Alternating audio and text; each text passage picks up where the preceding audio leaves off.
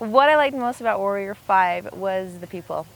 Just the people, getting to know them. I spent a lot of time with Jan, which was fun. I liked learning how to cook.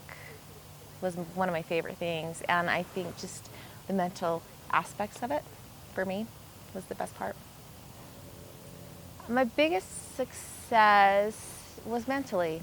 Mentally, I just kind of dealt with some issues and figured out how to think a little bit different and address some things in my mind, and that was my biggest success. It's not something that I can show. It was in here.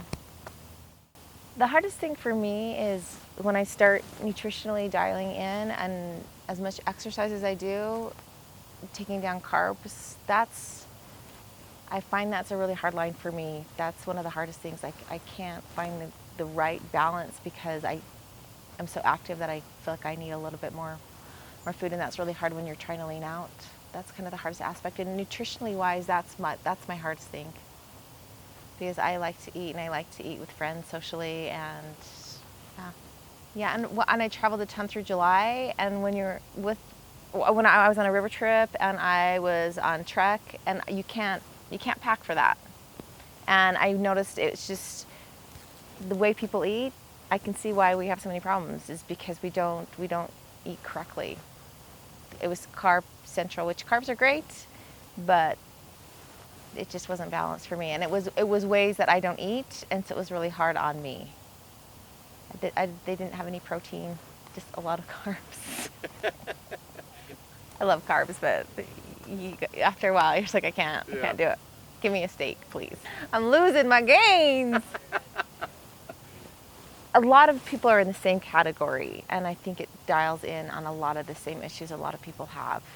And I would recommend it to a lot of the women that I train and work with, and a lot of women at the gym. I just think we need to change our mindset for what is healthy. We need to learn how to eat correctly, because you can eat, especially with macros, you can eat kind of what you need to eat. It's not starving yourself. We have this bad concept of we have to starve ourselves to get where we want, and no, you just have to eat correctly, and you're fine. And that, I think a lot of my clients, I probably would recommend it too. I find myself always now choosing the better options just because I feel better. I feel better, and I know I look better, and it's consistency.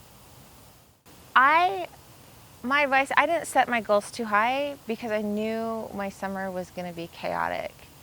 And so I hit my goal pretty fast because I knew I'd be traveling. But I think the higher you set your goals, that high enough where you can get it, but high enough that you're challenging yourself.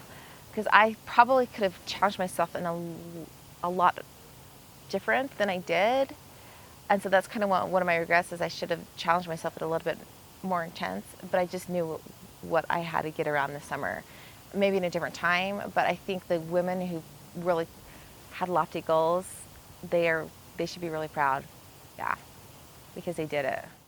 I think the one thing for me that I most benefited was I did a lot of yoga. I started to learn more about mobility and figured out how great that is.